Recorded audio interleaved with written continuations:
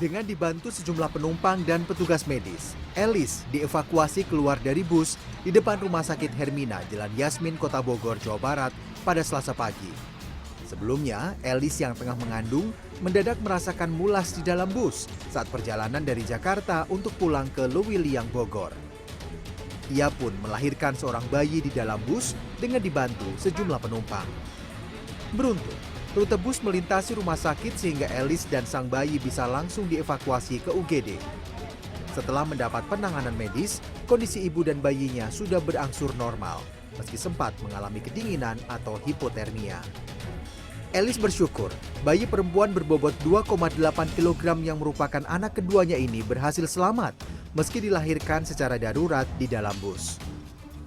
Ya katanya sih udah waktunya lahiran tapi nggak tahu kapan. Di rumah nggak ada mules, nggak ada. Terus pas ngelahirin di mana? Di bus. Di bus. Jalan. Ibu teriak apa gimana ke penumpang? Enggak, cuman bilang ke kakak, ini kepala bayi udah keluar gitu. Oh gitu. Untuk kondisi anak pada saat awal tadi memang sempat dingin, cuma kita langsung bawa ke infant warmer, kita hangatkan. Untuk saat ini sih kondisi sih baik, anaknya menangis kuat, gerakannya aktif. Hingga kini, ibu dan bayinya masih dirawat intensif di Rumah Sakit Hermina. Muhammad Juanda, Bogor, Jawa Barat.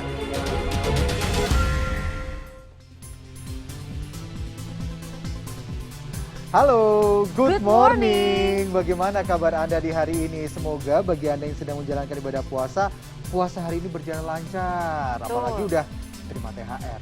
Yang udah. Banyak yang udah gitu kan. Ya udahnya biasa aja gitu, ngomongin udah. Saya emang yang pasti adalah banyak berkah lah ya, yang pasti setiap hari kita temui, apapun itu bentuknya harus kita syukuri. Termasuk juga tadi, akhirnya anak kedua sudah lahir ya, meskipun dengan banyak sekali drama tuh di dalam bus pastinya. Harus dalam bus melahirkannya ya. Iya, kalau Good Morning punya informasi untuk Anda, saya Daniar Akhri. Saya Alfian Taharjo, kita lanjutkan kembali Good Morning pagi hari ini.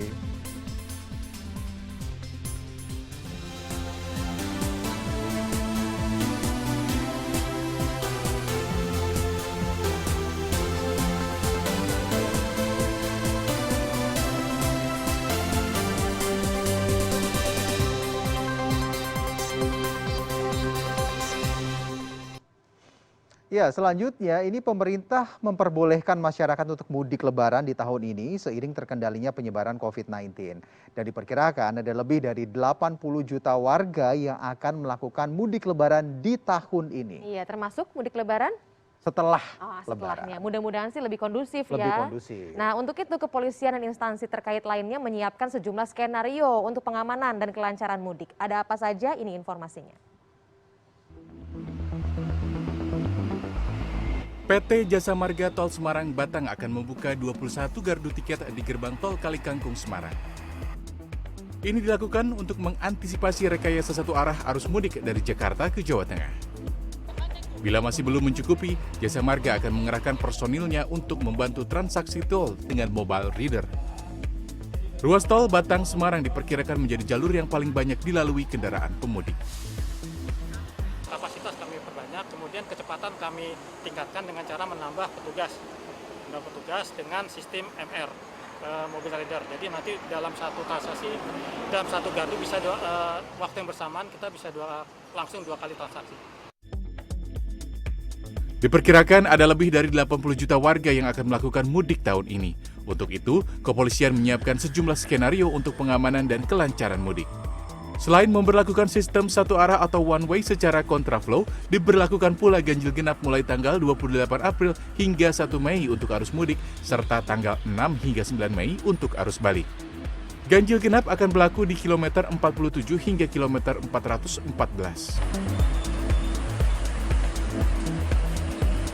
Operasi Ketupat tahun 2022 ini mengedepankan kelancaran pelaksanaan arus mudik dan balik lebaran tahun 2022 melalui rekayasa lalu lintas khususnya di jalan tol dengan sistem one way dan ganjil genap. Untuk operasi Ketupat kali ini dikerahkan lebih dari 144.000 personel gabungan dari kepolisian dan personel TNI. Tim Liputan CNN Indonesia. Selanjutnya nih, hukum ekonomi berbicara ya kan, saat permintaan lagi tinggi, pasti ada harga yang ditawarkan Harganya juga pasti meningkat. naik. Iya, harga tiket bus antar kota, antar provinsi ini melonjak drastis seiring dengan bertambahnya jumlah calon penumpang yang akan mudik di Lebaran tahun ini. Jadi ingat beberapa tahun yang lalu ya ada istilah tuh namanya tuslah gitu ya. Nggak tahu sekarang kemudian berubah Iya. gitu ya. Nah sementara itu nih 70% tiket kereta dari Jakarta untuk menuju sejumlah daerah di Pulau Jawa pada periode H-10 hingga H-1 telah habis dipesan.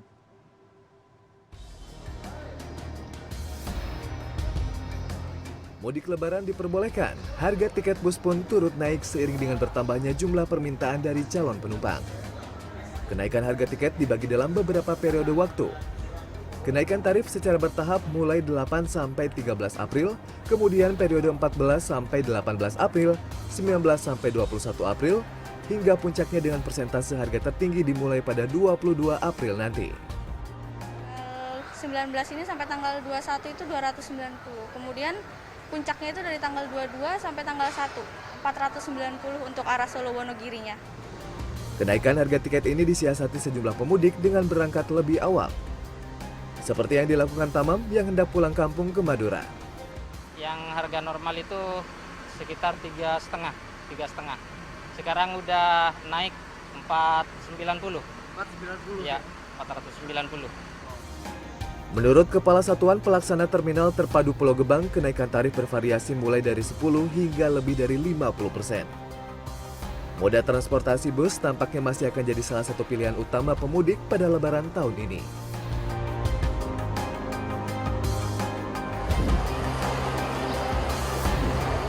Dua pekan jelang Hari Raya Idul Fitri, stasiun kereta api Pasar Senen Jakarta Pusat mulai dipadati calon penumpang pada Selasa sore. Kepadatan calon penumpang terlihat mulai dari area ruang tunggu hingga area pintu masuk pemeriksaan tiket. Antrean panjang terjadi lantaran banyaknya warga yang memilih untuk mudik lebih awal. Babakan Cirebon, iya. Ini dapat tiketnya dari mana? Dari seminggu yang lalu. Minggu yang lalu? Iya, Emang udah nyari atau baru dapetnya sekarang? nyari.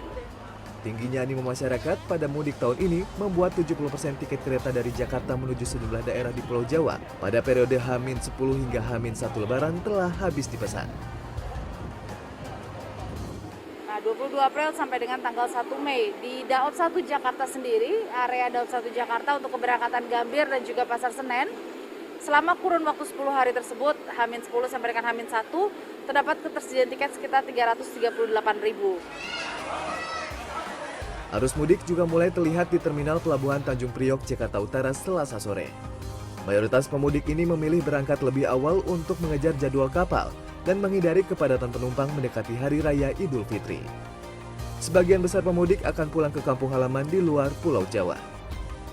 Sementara PT Pelni Pelabuhan Tanjung Priok menyatakan puncak mudik tahun ini akan terjadi pada 26 hingga 28 April mendatang. Pada perjalanan mudik tahun ini, pemerintah tidak lagi mewajibkan swab antigen maupun PCR bagi calon pemudik yang telah mendapatkan vaksin dosis ketiga. Tim Liputan CNN Indonesia.